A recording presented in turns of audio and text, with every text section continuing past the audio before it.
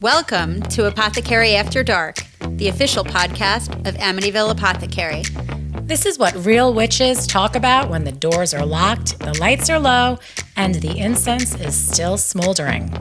From spell work and shadow work to hot takes on hexes, healing, and everything in between, we're serving up magic, mystery, and a little bit of mischief. So pour a cup of your favorite libation, light that protection candle, and settle in. It's about to get witchy. Hello, welcome to another episode of Apothecary After Dark, Season 4. We're back in person. Yes! Apothecary After Dark is the official podcast of Amityville Apothecary, and what real witches talk about when we kick all the customers out of the store and get cozy in the bookshop. I am here with my partner in crime in this and in laughs. Always the laughs. So, hi, I'm Danielle, and I am very excited to introduce you to our guest, Jamie. We have a working relationship and a friendship with Jamie, and she's a fascinating practitioner that she's going to tell you all about her skills. So, welcome, Jamie. Thank you. So, Jamie is doing an energetic series of treatments here called spinal energetics. What is spinal energetics, Jamie? Spinal energetics is an incredible modality. Basically, the principle is we as humans can't regulate our nervous systems naturally.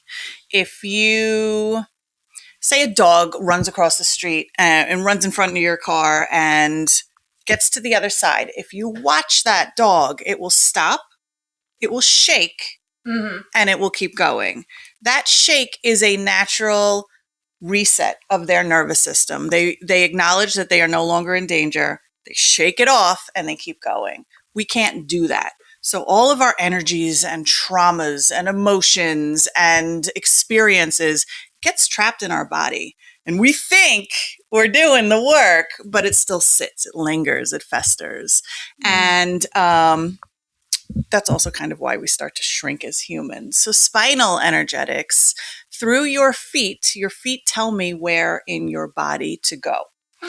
And I will go to the access point, activate it. I feel for resonance. Either your body will start to respond physically, or there could be a shift in breathing patterns, or there's a multitude of ways, or I literally just feel the energy and I pull it up through the different energetic layers. And wherever that lands, so we have physical, emotional, mental, spiritual, and soul. Those are the main ones. There's more, but we start there. Yeah. And wherever I get the most connection in that level, I will access it. And then I access the associating chakra and I move that energy out.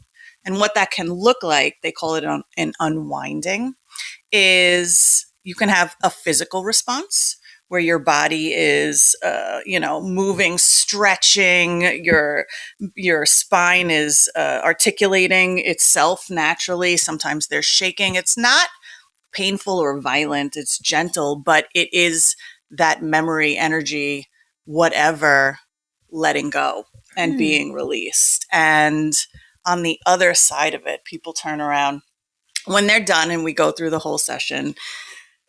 They sit up and they say two things. They either say, "What the F was that?" Yeah. because it's wild, or that was wild. I say, "Okay, so what went on for you?" And they can't speak. They can't articulate what just happened because you physically feel it. Reiki is an incredible modality. I'm a master teacher myself, but this is something that happens inside of you. So it's just a completely different modality and sensation. And so what I do is I'll have the client get up and stand up and tell them to tell me, where do they feel different? And they, almost every single time, they say they feel taller, bigger, lighter. And I let them sit with that for a minute. And then I go, that is what a regulated nervous system feels like. And they go, And then they become spinal junkies and come to me all the time. Good. Great way of describing it. Yeah, it's amazing. Cool. What made you interested in even getting into working with clients in this way? Because it's, working with clients interpersonally, it really requires, a container for yourself. It's not easy work Mm-mm.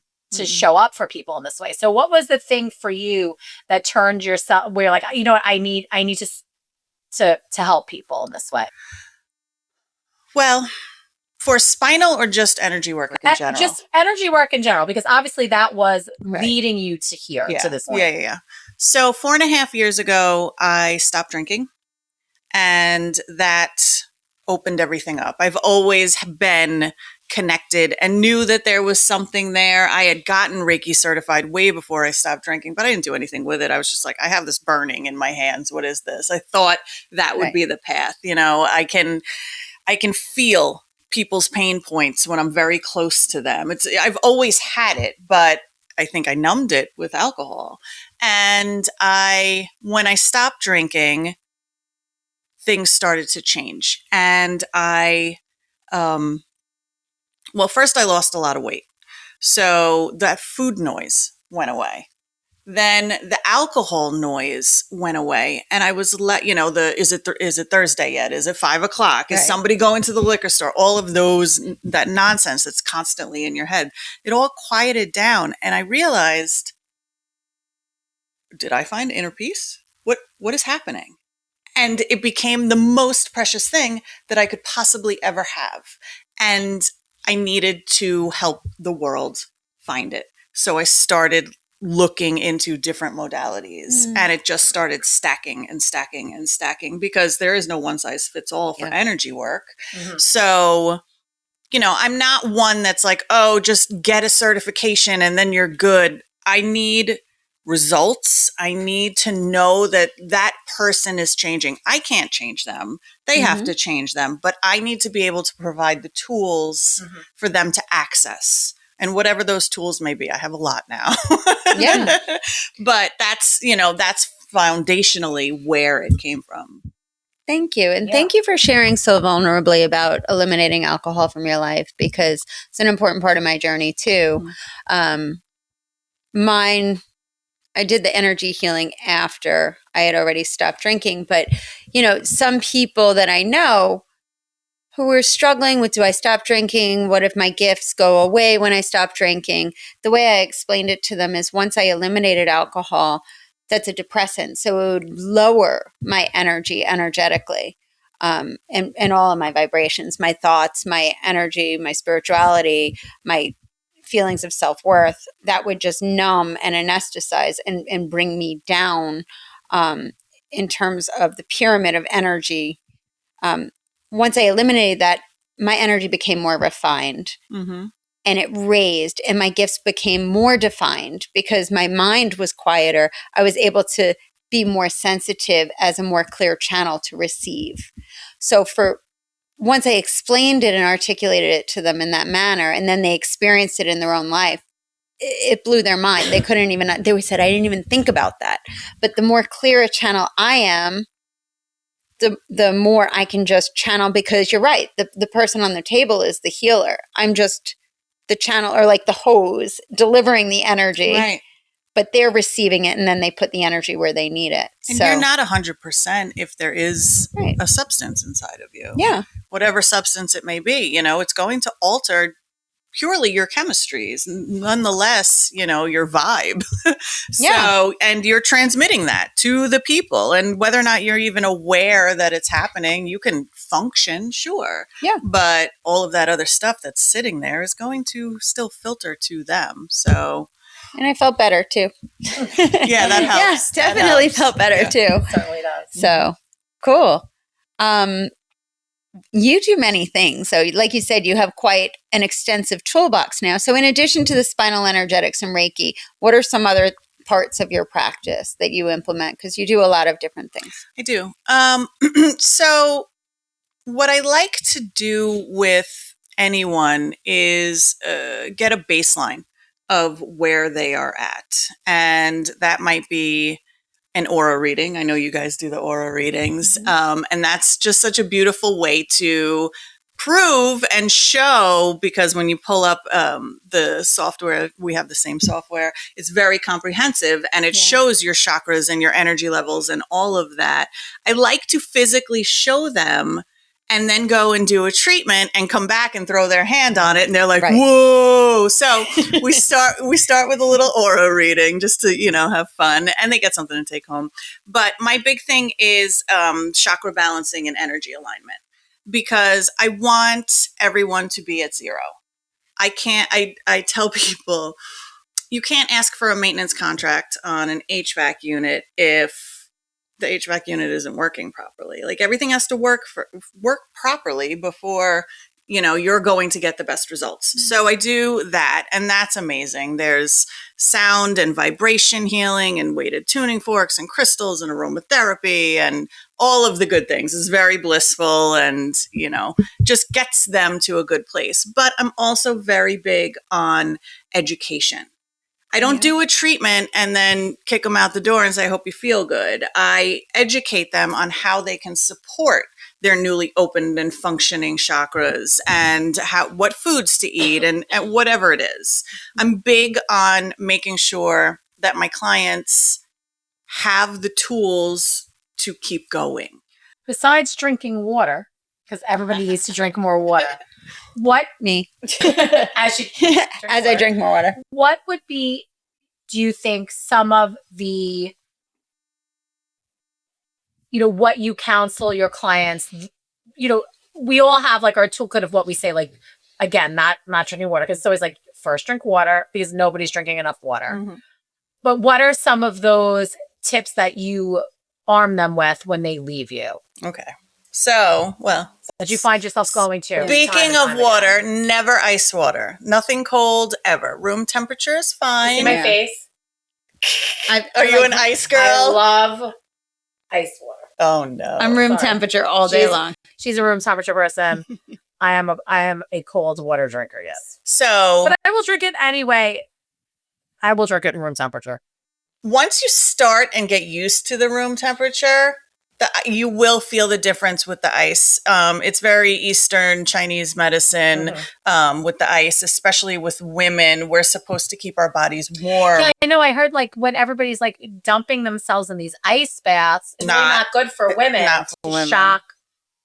Like, it's really disruptive to our bodies. I never have any interest in that. I mean, me either. Just on record. Just going on record. You don't want to freeze. No, thank you. The Wim Hof breathing in the ice bath. No, thank you. Yeah. It's a no for me, dog. I've done it. Burn me to Satan's hell in the shower. I've done it. It's not, it's energizing. You feel high, but it's not something long-term for women and female. It shuts down our organs and ultimately like our divine feminine power. So I tell them all night, no ice water and ginger tea. I love ginger tea. Ginger tea with turmeric, even better. Yeah, delicious. That's like every single day. Get out in your first morning sun so that you can get those powerful rays. Drink your hot ginger tea and sing from the top of your lungs. Oh, I like that. Opens up the throat chakra. Move the energy. Brings the childlike wonder out. And the hot coming in is like a panacea for what everything. do neighbors have to say about you singing? And what are you singing in the morning? What's your go-to tune in the morning with your ginger tea? Well, anything kind of ragey. I do like to get out my anger early.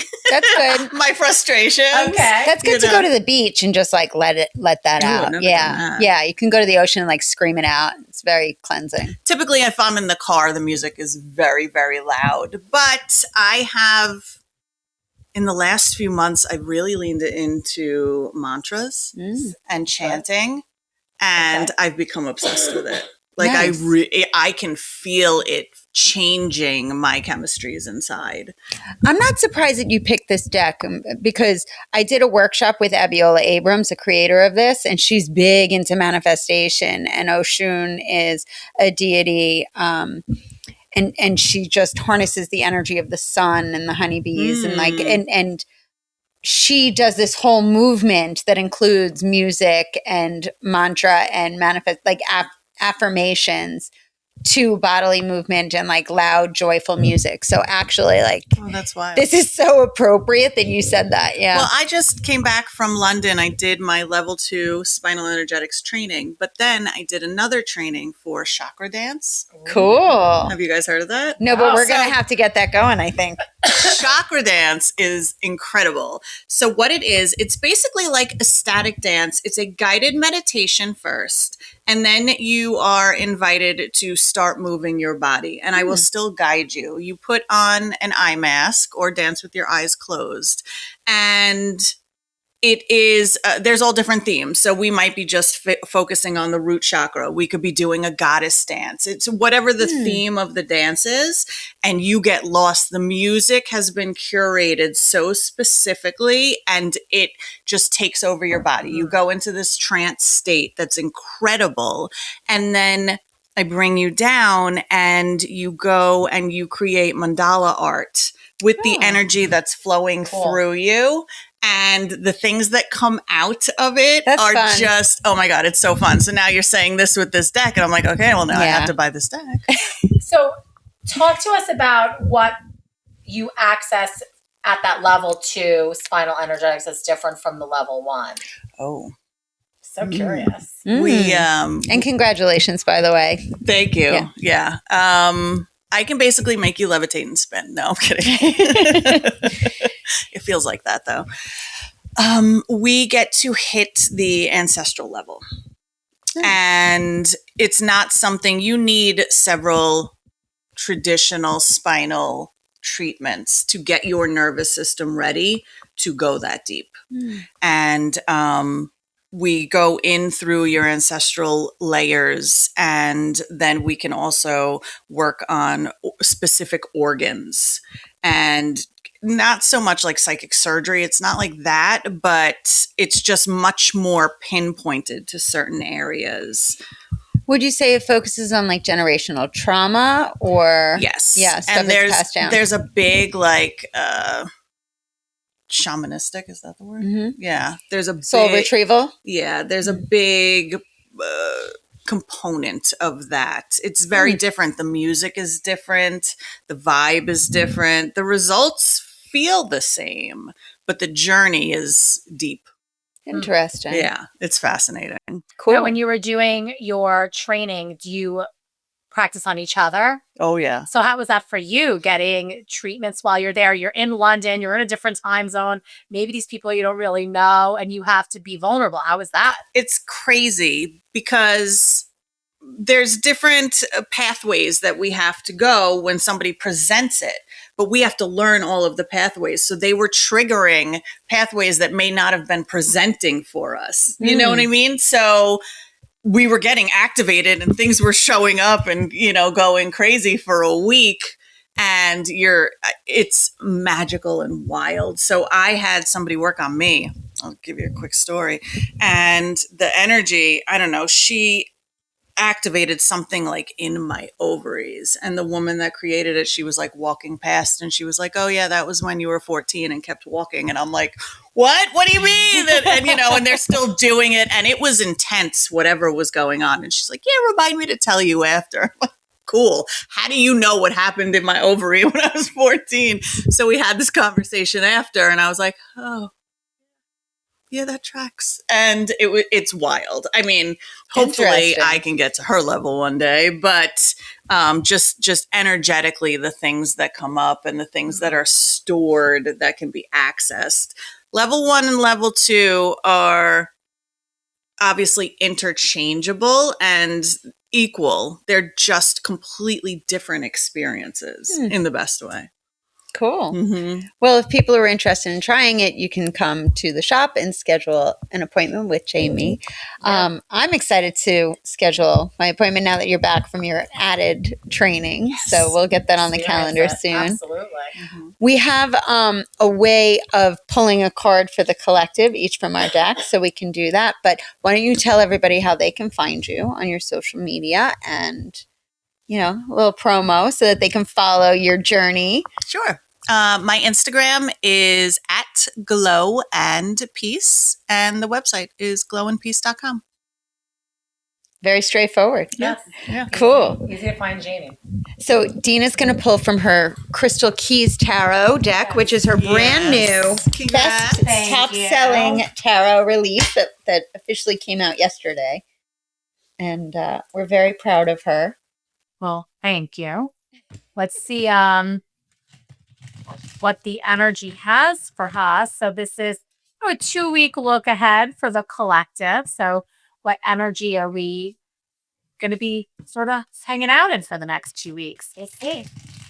Let's see what we got going on. Let's see. All right.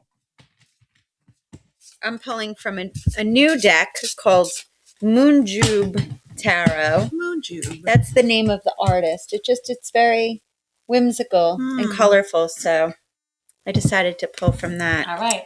Oh, very nice. I got the sun to start. So new beginnings, joy, innocence, shed everything that's, lighten your load and just take what's essential and like giddy up. Let's go for a new adventure. And it's auspicious. The sun is shining upon you. I like it. Yeah. So I'll take it. let's see. Ocean of the Ancestors, Sacred Lineage, Belonging, and Family. It's interesting because you were talking about accessing in level 2 those ancestral levels. So it's deep. It's deep. interesting. That's a direct message. That's like, it's like, call me. Hello. All right. So That's great. and this is from Abigail Abrams' Faces of Ocean Oracle deck. I have the Magician Rainbow Fluorite. So Oh, wow. this is like what an incredible Major. major. So we have the sun combined with the Magician, combined with ancestral. So like you have the tools and the knowledge to step forward in this phase of your life and take the reins. Don't be the victim of your circumstances that you're perceiving to be put upon you, even by your ancestors.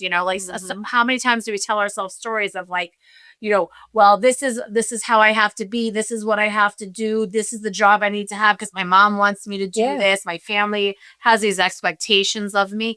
It's great for our families to have expectations and to give us the safety and the structure, but also use that sun to bring awareness to what you want to focus on, and then use your tools and your God-given, goddess-given gifts to make it happen. This is so joyful. Do what brings you joy and, follow your path. We got some nudikins on here, just like, just shed the stuff that does not align with you. Yeah. Shed all that stuff that's non-essential and just let it hang and like go for it. Because you have everything that you need to do it. I mean, take Jamie's advice and maybe go out in your backyard and sing naked. Oh. Let the sun shine. In the sun. Well, I don't know if I said that. But you could be I don't know if I said that. inspired by hair.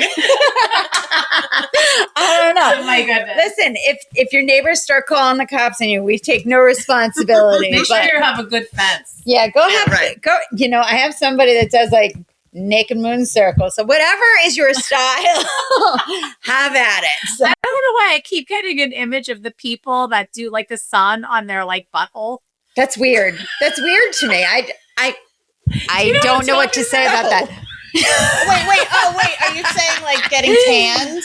No, they like do the thing about the sun. It's either like about sun in your butthole or sun in your perineum or something. Things are getting weird. Things are getting weird after the Apothecary closes. I do know what you're talking about. Does anybody that listens, do you do that? Can you make us a comment? Because I'm no pictures. No pictures. No. I just want to feel like, I mean, if I did this, my neighbors would definitely be calling 911 or they'd be filming it for sure on the internet for money. But either way, I'm curious if it's like makes a difference. I mean, listen, being in the sun makes you feel so much better. I mean, at least it makes me feel better. That definitely took an odd turn. Inquiring minds, I'm just saying. I do recommend spending time in nature. Ground yourself in whatever feels comfortable to you. Okay. Well, that's who's judging. No judgment. There you go. Listen. You guys, thank you so much for joining us. We are at Amityville Apothecary. across all the socials. Please share this podcast with your friends. Subscribe, like, let us know about, the sun. I asked you a question. Please let us know. And schedule your appointment with Jamie. And you can schedule yeah. Jamie at shop.amityvilleapothecary.com, and there is a bookings tab or button that you can press, and you can have access For sure. to a special. For sure. Thanks so much for spending time with us, guys. We'll see you next episode. Time. Bye. Bye. That's all for tonight, witches, but the magic doesn't stop here. Be sure to follow Apothecary After Dark wherever you listen to your favorite podcasts. Leave us a comment or review. We'd love to hear what's stirring in your cauldron. And you can always find us at shop.amityvilleapothecary.com or at Amityville Apothecary across all the socials. Until next time, keep your wards up, your wands at the ready, and your spell work sharp.